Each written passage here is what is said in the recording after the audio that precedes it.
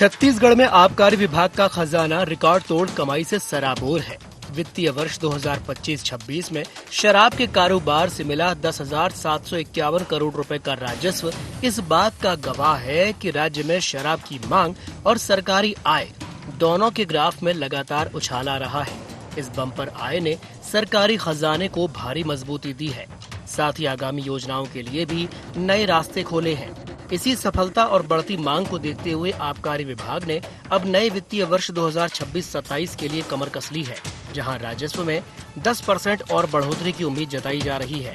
लेकिन सियासत में शराब के मसले को लेकर अलग ही सियासी धुन बजनी शुरू हो गई है। शराब बिक्री से बढ़ा सरकारी खजाना। छत्तीसगढ़ में शराब से रिकॉर्ड कमाई। 2025-26 में मिला 10,751 करोड़ का राजस्व। शराब दुकानों की संख्या बढ़कर 703 हुई।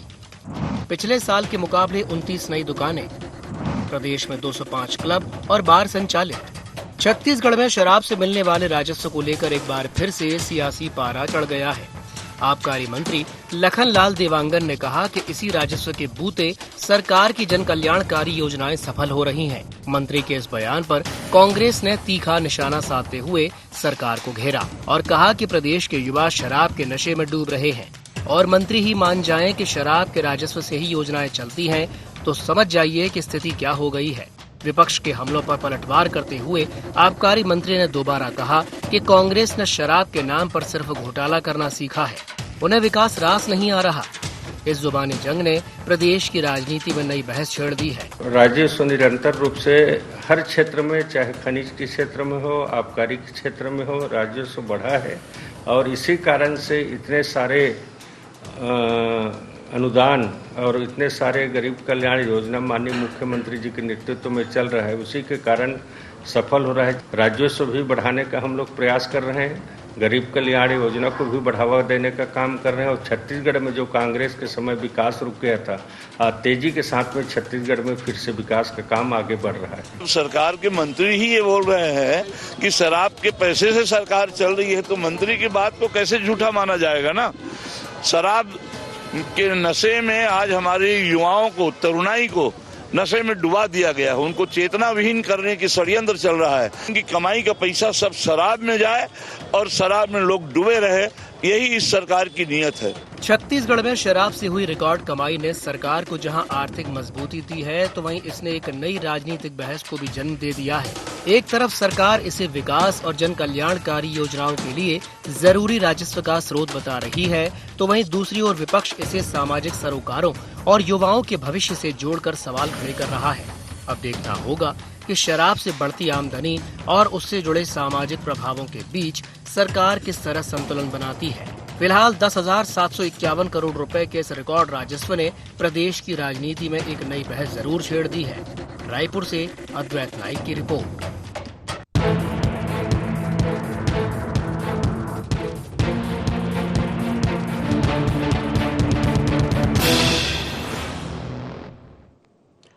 नमस्कार, जय जोहार गुहार। छत्तीसगढ़ में आपका स्वागत है। मैं हूं आपके साथ उदय।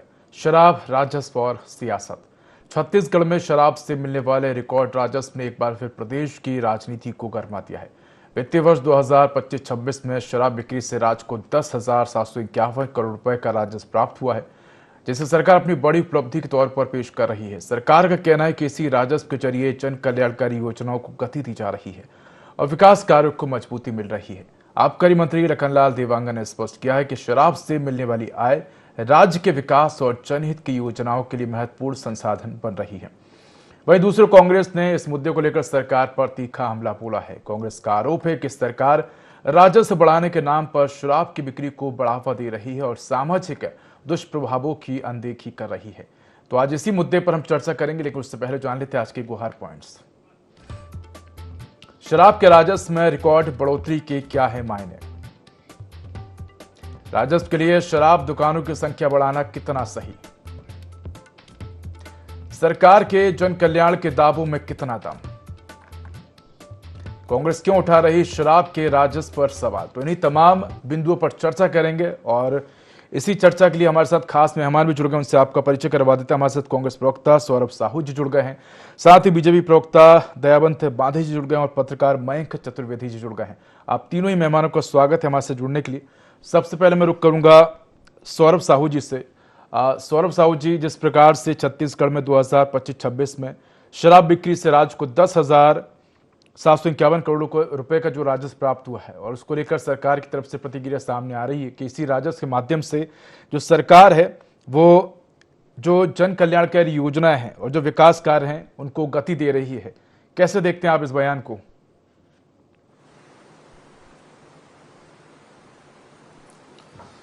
उदय जी, आप देखिए कि किस तरीके से शराब के मामले में जो है वो बीजेपी के लोगों का और बीजेपी की सरकार का जो दोहरा चरित्र है वो सामने आता है। आप चुनाव के पहले की इनके बयानबाजियां याद कर लीजिए, जो कांग्रेस को के ऊपर ये लोग आरोप लगाते थे कि किस तरीके से हमने शराबबंदी का वादा किया था, नहीं किया, और बहुत सारी बातें ये करते थे। तो इनकी तो मंशा ये थी ना कि शराबबंदी किया जाए जब पूरे प्रदेश में, ये इनकी मंशा थी। शायद इसी वजह से ये कांग्रेस के ऊपर आरोप लगाते थे कि आपने शराबबंदी नहीं की। तो ये तो सीधे सीधे यहाँ पर जो छत्तीसगढ़ के जो महिलाएं हैं, विशेष रूप से अगर मैं कहूं तो महिलाओं को ठगने का काम किया है, क्योंकि जो शराब से होने वाले सामाजिक दुष्प्रभावों में उदय जी अगर रिकॉर्ड आप देखेंगे तो महिलाएं ही उसके सबसे ज्यादा शिकार होती हैं। जो नशे के वजह से जो विक्टिम बनते हैं, कहना चाहिए, तो वो सबसे ज्यादा महिलाएं ही बनती हैं। और ये जो सरकार है वो महिलाओं को एक तरफ महतारी वंदन के नाम पे पैसा देती है, और वो पैसा कहां से आ रहा है? खुद इन्हीं के मंत्री कह रहे हैं कि जन कल्याणकारी योजनाएं जो है वो पूरे शराब के पैसे से चल रही हैं। तो इनके पास क्या शराब के अलावा और कोई दूसरा राजस्व का साधन नहीं है क्या उदय जी? सबसे बड़ा सवाल तो ये है। लेकिन इसी के विपरीत आप देखिएगा कि छत्तीसगढ़ अभी राजस्व कलेक्शन में, जीएसटी कलेक्शन में हाईएस्ट कलेक्शन वाला राज्य रहा। तो वो वाला जो पैसा था वो कहां जा रहा है? और ये कहते जन कल्याणकारी योजनाओं में जा रहा है। तो कौन से ऐसे जन कल्याणकारी कार्य हैं जो किए जा रहे हैं सरकार के द्वारा? क्योंकि जमीनी स्तर पर तो जनता हर तरफ हाहाकार कर रही है, त्रस्त है। चाहे वो किसान देख लीजिए, महिलाएं देख लीजिए, युवा वर्ग देख लीजिए, किसी को रोजगार उपलब्ध नहीं है उदय जी। तो ये जो पैसा जा रहा है वो कहां जा रहा है? क्योंकि सड़कों की भी हालत अगर आप देखेंगे तो हर तरफ आज गड्ढे भरे हुए हैं, लगातार किसी भी तरीके का इंफ्रास्ट्रक्चर डेवलपमेंट का कोई कार्य नहीं किया जा रहा है। तो हमारे को तो ये लग रहा है कि ये जो सरकार है वो अपना जेब भरने का काम कर रही है। क्योंकि सरकारी दुकानों में भी शराब की अगर बात करते हैं उदय जी, तो सरकार ने जो रेट कम किया है, लेकिन आज भी आप जमीनी स्तर पर जाकर के देख लीजिए, इन्हीं के जो मंत्री हैं वो कंप्लेन करते हैं कि वहां पर ओवर रेट में शराब मिल रहा है। तो जो अंतर की राशि है वो कहां जा रही है? वो सीधे सीधे बीजेपी नेताओं की जेब में और इनके मंत्रियों की जेब में जा रही है उदय जी। और इस तरीके से अगर सरकार को जन कल्याणकारी योजनाओं को सफल करने का प्रयास करना है तो मुझे लगता है कि ऐसी जो योजना है या इस तरीके की जो नीति है उस पर सरकार को ध्यान देने की जरूरत है। और जो शराबबंदी की बात ये चुनाव के पहले करते थे उस पर इनको ध्यान देने की जरूरत है, और निश्चित रूप से शराबबंदी को लागू करें। यहां पर उस तरीके के कोई ठोस कदम उठाने की जरूरत है, ना कि नए शराब दुकान खोल दे। क्योंकि पहले भी अगर आप देखेंगे तो 65 शराब दुकानें पहले खोली थी, अभी 29 एकदम लेटेस्ट में नया। तो 100 से ज्यादा इन्होंने शराब दुकानें जो हैं वो बढ़ा दी है, और हर शराब दुकानों को कंपोजिट भी कर दिया है उदय जी। मतलब अगर आप देखेंगे कि देसी और विदेशी प्रीमियम जिसकी बात करते हैं उसको कंपोजिट किया, तो एक शराब दुकान अगर खुलता है तो आप मानिए कि वो 2 के बराबर है। तो इन्होंने 100 नए दुकान खोले तो लगभग 200 चलिए ऐसे प्रतिक्रिया ले लेते हैं सौरभ जी। तो राजस्व में वृद्धि तो होनी चाहिए, लेकिन आनुपातिक रूप से जिस तरीके से होनी चाहिए उदय जी उस तरीके से नहीं हुई। जी दयावंत जी, जिस प्रकार से आपने सौरभ जी के बयानों को सुना, उनकी बातों को सुना, अगर हम लखनलाल देवांगन जी की बात पर गौर करें तो उनका कहना है कि जो राजस्व प्राप्त हुआ है उसके माध्यम से जो तमाम जन कल्याणकारी योजनाएं उनको गति दी जा रही है। और लगातार हम देख रहे हैं कि जिस प्रकार से सौरभ जी ने भी कहा है कि नई दुकानें जो है शराब की खोली जा रही हैं। आप इन तमाम बयानों को किस प्रकार से देखते, कितना सही है छत्तीसगढ़ में लगातार शराब दुकानों में वृद्धि होना? ठीक है, राजस्व तक तो ठीक है, लेकिन जो कानून व्यवस्था, जो महिला सुरक्षा को लेकर जो तमाम मुद्दे उठाए जाते हैं उसको लेकर आप कितना सही मानते हैं बयानों को?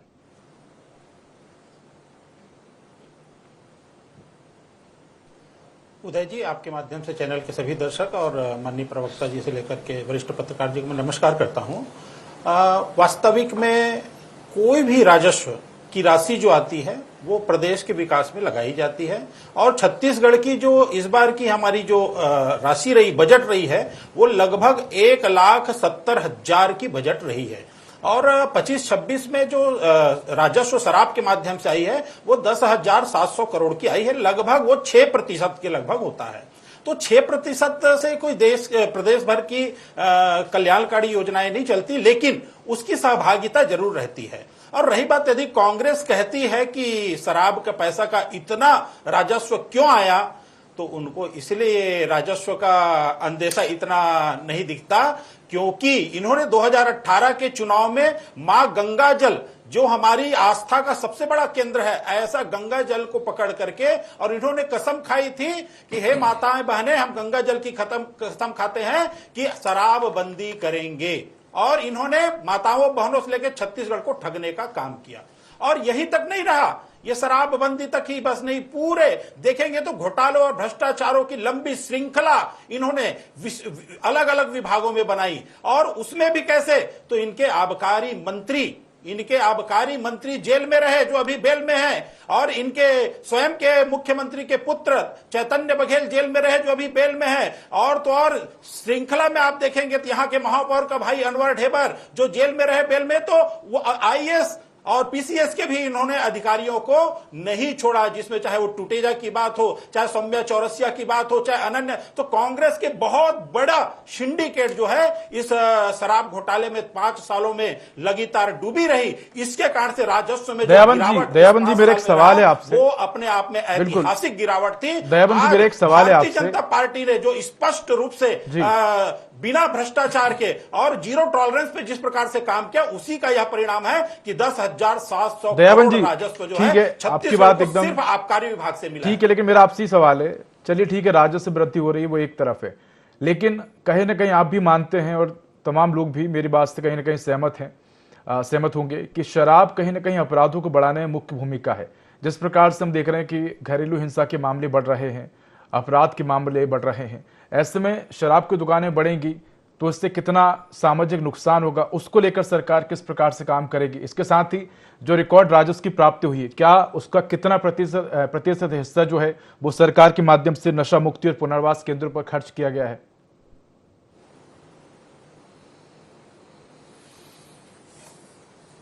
देखिए उदय जी, राजस्व का जैसा विषय है तो राजस्व जो है पूरी जन कल्याणकारी कार्यों पर ही लगाई जाती है।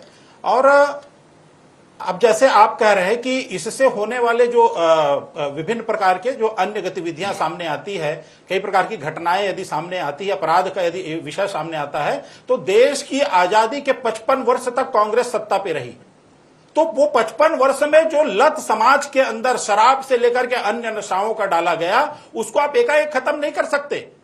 साथ ही साथ यदि शराबों के दुकानों की संख्या को यदि नहीं बढ़ाते हैं तो जो कोचियागिरी गांव का वो बढ़ता है, और कोचियागिरी बढ़ने से जो एक्चुअल राजस्व है वो हमको नहीं मिलता। साथ ही साथ में आम जनता के ऊपर, परिवार के ऊपर में एक बहुत बड़ी राशि, अधिक राशि का दोहन होता है। जो कोचिया जो है बहुत बड़ी मात्रा में अधिक मूल्य में गांव में बेचते हैं, उसको भी रोकने के लिए हमारी सरकार ने इन नीतियों के अनुरूप, जहां ऐसा लगा कि व्यवस्थित रूप से शराब का दुकान खोला जा सकता है, इसलिए इस चीज को हमने किया है। साथ ही साथ में इसकी बहुत बड़ी राशि शराब को छुड़ाने के लिए, जन जागरण से लेकर के शराब माफियों के कमर को तोड़ने के लिए भी एक बहुत बड़ी राशि सरकार जो है वो इंकित करती है और लगाती है। चलिए इससे प्रतिक्रिया लेंगे, समयों में जिस प्रकार से प्रतिक्रिया लेंगे सौरभ जी की, जनता से अपराध को रोकने के लिए दयाबंद जी इससे प्रतिक्रिया लेंगे सौरभ जी की, लेकिन जो मैं मयंक जी की तरफ रुख करूंगा, रोकने के लिए काम कर रही है वो आगे ही और बहुत अच्छे से सफल होने वाली है। सौरभ जी आप इस पर बिल्कुल प्रतिक्रिया दीजिएगा, इनके जवाब का, दयाबंद जी के जवाब का दीजिएगा। मयंक जी की तरफ रुख करूंगा। मयंक जी, आपने दोनों ही प्रवक्ताओं की बातों को सुना, लेकिन मेरा एक सवाल ये है कि राजस्व रिकॉर्ड एक तरफ है, लेकिन सरकार की जिम्मेदारी बनती है सामाजिक सुरक्षा को लेकर। इसके साथ ही किस प्रकार से सरकार राजस्व और सामाजिक सुरक्षा के बीच संतुलन स्थापित कर पाएगी कि चलिए सरकार का राजस्व रिकॉर्ड तो बढ़ रहा है, लेकिन सामाजिक सुरक्षा भी कहीं ना कहीं प्रमुख मुद्दा है, तो किस प्रकार सरकार इन दोनों के बीच संतुलन बना पाएगी? उदय जी, देखिए, एक तो बहुत बड़ा सवाल ये है कि शराब बंद करना कौन चाहता है।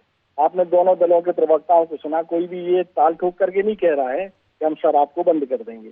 दोनों लोग चाहते हैं कि शराब चलती रहे, क्योंकि उससे एक बड़ा राजस्व आता है। भले ही वो सामाजिक बुराई हो, ये बात बहुत पीछे छूट गई। अब आप देखिए कि एक समय था जब दीवारों पर स्लोगन लिखवाए जाते थे कि शराब एक सामाजिक बुराई है, इसका सेवन ना करें। अब तो छत्तीसगढ़ में वो भी दिखाई नहीं देते हैं।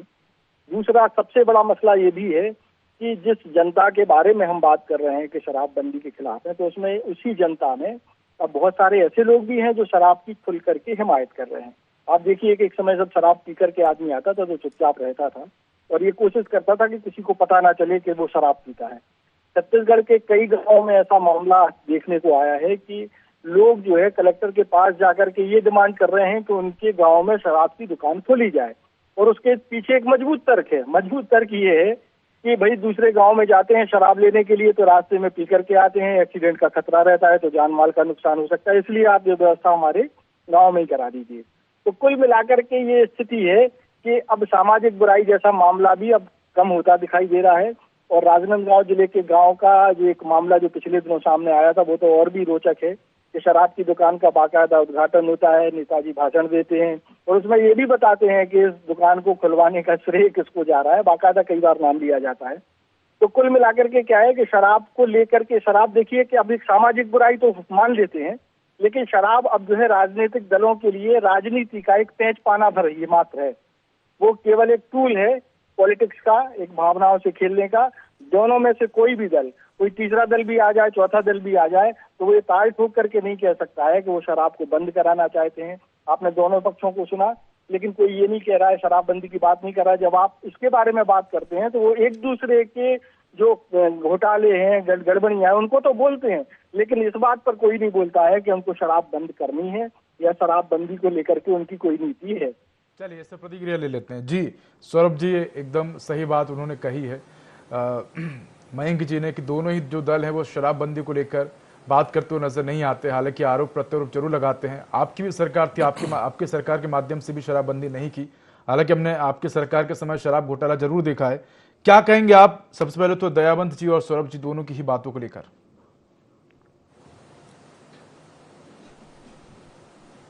उदय जी, देखिए, यहाँ पर तो मैं ससम्मान वरिष्ठ पत्रकार महोदय जी के बात से असहमत हूं कि कांग्रेस शराबबंदी नहीं करना चाहती।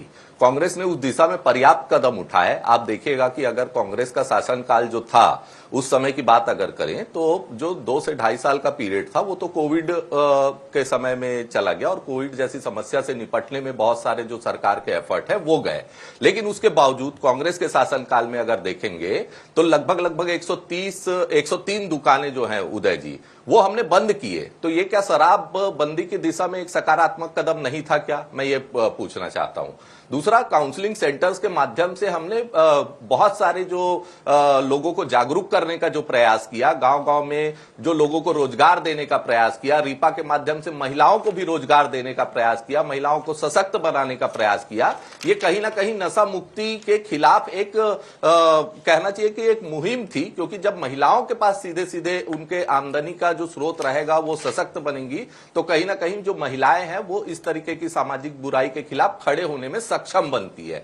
तो हमारा जो था हमारे समय में वो शराबबंदी के लिए हमने छोटी सी प्रतिक्रिया आपसे लेना चाहूंगा। कदम उठाए। आप बिल्कुल आप अपनी बात का जवाब दीजिएगा। जिस तरीके से छोटी सी प्रतिक्रिया लेना चाहूंगा, वो नए दुकान खोल रही है उस तरीके की कोई बात नहीं की हमने। बिल्कुल एक छोटी सी प्रतिक्रिया आपसे लेना चाहूंगा।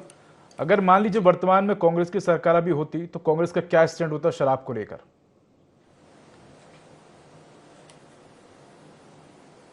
निश्चित रूप से हम तो उदय जी अभी भी शराबबंदी के ही पक्षधर हैं और शराबबंदी की दिशा में हमने बार बार ये कहा कि हम धीरे धीरे उसको बंद करेंगे, क्योंकि एकदम से उसको बंद करने से, जैसा कि कोविड के समय आपने देखा कि बहुत से लोगों को जब शराब नहीं मिली, जिनको नशे की लत लग गई थी, तो उन्होंने जो गलत कदम उठाए वो जो दूसरे तरीके के केमिकल है उनका सेवन करने लग गए थे। उसकी वजह से उनका स्वास्थ्य खराब हो रहा था या उनकी मौतें हो जा रही थी।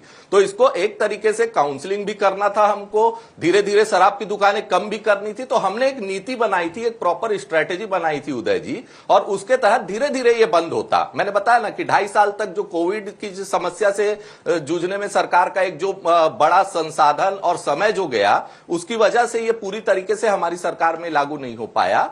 लेकिन हमने उस दिशा में बहुत सकारात्मक कदम उठाए, न कि बीजेपी की सरकार की तरह की मुंह में राम बगल में छुरी वाली बात है कि ये एक तरफ शराबबंदी का ढिंडोरा पीटते हैं, ये अभी बोल रहे थे ना, जो झूठ फैलाने का काम करते हैं, गंगा जल लेकर के हमने कसम खाई थी, सारी चीजें। हम तो कह रहे कि गंगा जल लेकर के कसम नहीं खाई थी, फिर भी हमारी प्रतिबद्धता थी कि हम शराबबंदी करेंगे और उस दिशा में हमने बहुत सकारात्मक कदम उठाए हैं।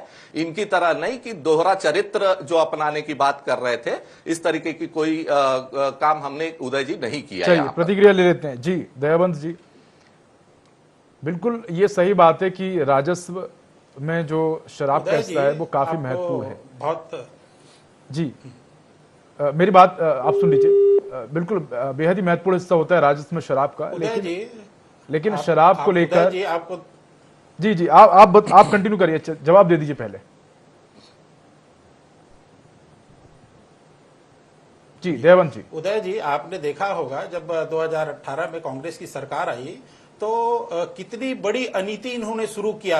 एक घर पे, एक परिवार में 4 पाव से ज्यादा शराब नहीं रख सकते थे, ये नियम थी बीजेपी सरकार जब थी। तो इन्होंने 20 पौवा कोई भी परिवार रख सकता है, ये इनका आदेशात्मक निर्देश था, शासकीय निर्देश इन्होंने जारी किया कि कोई भी घर परिवार 20 पौवा तक रख सकता है। अभी क्या नियम है? अभी नियम क्या है दयाबंद जी? अभी 4 अभी क्या नियम है? अगर ये झूठ बोलते हैं कि यदि ये बोलते हैं कि गंगा जल की कसम नहीं खाए थे, लेकिन 2.5 साल हो गए कि गंगा जल की कसम नहीं खाए थे, तो यही मीडिया के सामने में, यही मीडिया के सामने में प्रेस वार्ता में इन्होंने गंगा जल को चुल्लू में लेकर के कसम खाए थे। इन्हीं लोगों ने शराबबंदी को अपने घोषणा पत्र में गंगा जल की कसम खाकर के बोले थे। और थोड़ा बहुत नहीं उदय जी, आपके चैनल के माध्यम से बताना चाहता हूं, थोड़ा बहुत नहीं, जब चार्जशीट जारी करी ईडी ने, ईओडब्ल्यू ने, तो 2000 करोड़ रुपया घोटाला था। जब वो क्रमशः जब जांच होता गया तो 3200 करोड़ रुपए का घोटाला शराब का 5 साल के अंदर इन्होंने किया। और उस पैसे का वारा न्यारा कैसे किए? देश भर में कांग्रेस ने जब जहां चुनाव लड़ा राज्य का, वहां इन पैसों का दोहन किया गया। जहां इन्होंने अपने जिला का कार्यालय बनाए, वहां उन पैसों का दोहन किया गया, अपने जेब में भरने के लिए, अपने परिवार में भरने के लिए। और कुछ कहना चाहते हैं, चलिए सौरभ जी कुछ कहना चाहते हैं। दयाबंद जी अंतिम प्रतिक्रिया लूंगा, उसके बाद मयंक जी की तरफ लौटूंगा। अभी सीज किया है ईडी ने। चलिए जी सौरभ जी, द्वारा शराब के पैसे का दयाबंद जी सुन लीजिए, सौरभ जी कुछ कहना चाह रहे, सुन लीजिए। ईडी ने ये क्या बात करेंगे? भ्रष्टाचार में छत्तीसगढ़ को डुबो करके, और यहाँ पर इनको नैतिकता नहीं है शराब के विषय में बात करने का, ये क्या बात करेंगे? और जांच ना हो, अपराधी गिरफ्त में ना आए, इसके लिए राष्ट्रीय जांच एजेंसियों ने प्रतिबंध किया था। चलिए प्रतिक्रिया ले लेते हैं, अंतिम प्रतिक्रिया ले लेते हैं मयंक जी से। मैं आप दोनों ही मेहमान को रोकूंगा। मयंक जी देखिए, इस तरह बात समझ नहीं आ पाएगी आप दोनों की। मैं मयंक जी से प्रतिक्रिया लेना चाहूंगा। मयंक जी, शराब अर्थव्यवस्था में या किसी भी राज्य की राजस्व में एक महत्वपूर्ण आय का साधन होती है। ऐसे में मेरा आपसे सवाल है कि शराबबंदी ज्यादा सफल है या नियंत्रित बिक्री? मयंक जी जेब में डाला। निश्चित तौर पर देखिए, शराब से राजस्व मिल सकता है, लेकिन उसके अलावा जो सामाजिक समस्याएं खड़ी होती है उन पर हम कितना खर्च कर रहे हैं उसका भी हमको आकलन करना चाहिए। अगर मान लीजिए कि बीमारियां बढ़ती हैं, लोगों की हेल्थ इतनी अच्छी नहीं रह पाती है, हमको शराब के कारण पैदा होने वाली बीमारियों के कारण सरकार को स्वास्थ्य के मामले में ज्यादा खर्च करना पड़ रहा है, तो निश्चित तौर पर सरकार को इस बात पर विचार करना चाहिए कि जो लोग शराब के लती हो चुके हैं उनके लिए तो समझ में आता है कि चलो आप उनकी लत छुड़ाने के लिए इंतजाम करें, लेकिन नए शराबी न पैदा हों, उनको नियंत्रित करने के लिए आपको नियंत्रित करना ही पड़ेगा। दूसरी एक और बात के हमारे जो एक और प्रवक्ता जी बोल रहे थे कि कांग्रेस सरकार ने 100 दुकानें बंद हुई थी, तो बता दें कि करीब 50 दुकानें जरूर बंद हुई थी, लेकिन वो ये भी अगर बताते कि काउंटर कितने बढ़ाए गए थे तो ज्यादा अच्छे से पब्लिक समझ पाती। बिल्कुल नहीं, लेकिन एक बात ये कही जाती है, अक्सर हम देखते हैं कि पूर्ण शराबबंदी की बात की जाती है, तो पूर्ण शराबबंदी ज्यादा प्रभावी है या नियंत्रित शराब बिक्री? क्योंकि कहीं ना कहीं इससे राजस्व भी प्रभावित होता है। दूसरी बात, जो ये राजस्व प्राप्त हो रहा है, इस राजस्व के माध्यम से सरकार कितने पुनर्वास केंद्रों का उद्धार कर रही है, चाहे वो नहीं। देखिए, मैं आपकी बात को इसलिए काट रहे हैं कि पूर्ण शराबबंदी तो कहीं सफल नहीं है। बिहार जी हम देख रहे हैं, गुजरात का भी उदाहरण देख रहे हैं कि ये इनके कारण गलत तरीके से तस्करी करके शराब लाई जा रही है और परोसी दी जा रही है। तो पूर्ण शराबबंदी तो पूरी तरीके से सफल पूरे देश में हमको लगता नहीं हो पा रही है। लेकिन यहाँ खासतौर पर उन राज्यों में जहाँ शराब की एक तरीके से वो कल्चर बन गया है शराब का, तो एक नियंत्रित तरीके से अगर शराब को करेंगे और बाकी के दूसरे हम अगर सोर्स ऑफ इनकम जनरेट करेंगे या राजस्व बढ़ाने की कोशिश करेंगे तो वो ज्यादा बेहतर है और लोगों के स्वास्थ्य के दृष्टिकोण से भी बेहतर विकल्प होंगे। बिल्कुल बिल्कुल, आपने सही कहा कि नियंत्रित तरीके से अगर शराब की बिक्री हो तो बेहतर होगा, ना कि पूर्ण शराबबंदी की तरफ एकदम से बढ़ा जा सकता है। धन्यवाद हमारे साथ जुड़ने के लिए आप तीनों ही मेहमानों का। तो कह सकते हैं कि छत्तीसगढ़ शराब से मिलने वाले रिकॉर्ड राजस्व को लेकर एक बार फिर से प्रदेश में जो राजनीतिक माहौल है वो गर्मा गया है। दोनों ही पार्टी जो है वो आरोप प्रत्यारोप एक दूसरे पर लगा रही है। तो IND गुहार में इतना ही। देखते रहिए IND 24। नमस्कार।